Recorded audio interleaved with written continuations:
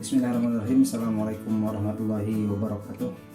Insyaallah hari ini kita akan membicarakan tentang 3 tahapan orang dalam belajar. Jadi seorang pembelajar, belajar apapun itu, ilmu apapun itu, pasti ada 3 tahapan mental yang akan dia rasakan. Yang pertama nanti ada tahapan kesombongan, mental kesombongan. Yang kedua ada tahapan tawadu, rendah hati. Yang ketiga nanti ada tahapan ketika dimana seorang itu sadar bahwa ilmunya itu cuma sedikit dan masih banyak ilmu yang belum dia pelajari. Biasanya di tahap pertama ini orang akan bersikap sombong. Contohnya ketika orang pertama kali belajar mudah-mudahan apa ya, kita misalkan agama ya, belajar suatu ilmu fikih misalkan. Kalau nggak kita ibaratkan belajar bahasa Inggris. Seorang ketika pertama kali belajar bahasa Inggris dan dia bisa dasar-dasarnya, dia akan bangga dengan dirinya dan akhirnya akan terjadi mental kesombongan ini. Ke setiap orang dia akan bertanya bahasa Inggris.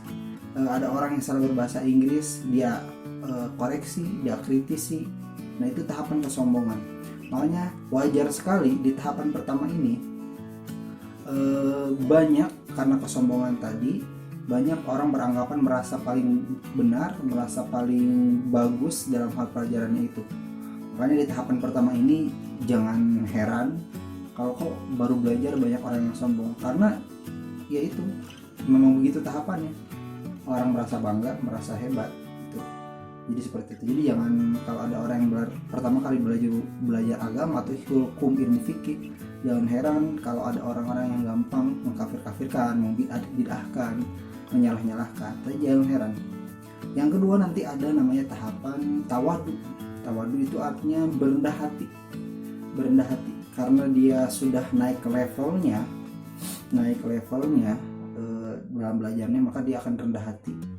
Contohnya tadi bahasa Inggris, orang yang sudah mulai belajar bahasa Inggris dan lancar berbahasa Inggrisnya, akhirnya dia tawadu,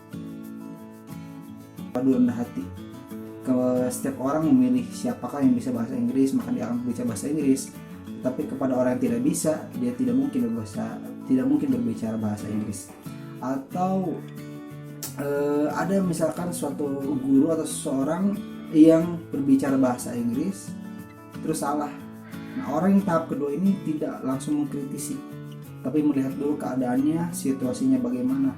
Itu tahapan yang kedua, rendah hati. Jadi kalau kita sudah naik ke posisi ini, maka kita akan berendah hati, tidak sombong. Yang ketiga, ini tahapan yang 3 paling akhir, yaitu ketika dimana seseorang yang belajar itu sadar bahwa ilmunya itu masih sedikit. Nah, contohnya tadi kita ke bahasa Inggris lagi. Orang yang sudah pintar berbahasa Inggris, belajar paham grammar, bahkan dia sudah bisa ngomong sama orang-orang barat sana, orang-orang luar negeri sana, dia habis itu sadar bahwa ilmunya sedikit. Oh, ternyata masih ada sastra Inggris yang belum saya pelajari. Oh, ternyata masih banyak idiom yang belum saya pelajari. Akhirnya dia sadar, akhirnya dia belajar lagi, lebih giat lagi, lebih banyak lagi. Nah, kayak gitu. Ada 3 tahapan ini, pasti setiap orang akan merasakannya. Jadi saya berbicara tentang 3 tahap ini agar kita semua ketika belajar sesuatu, kita bisa merasakan ini saya di tahap mana nih.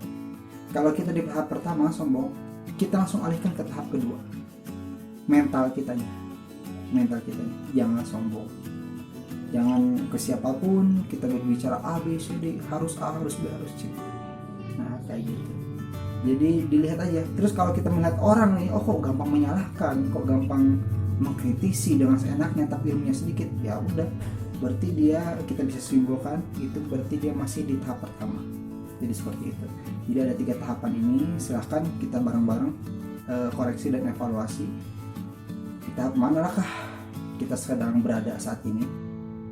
Nah, begitu. Baik, itu saja. Assalamualaikum warahmatullahi wabarakatuh.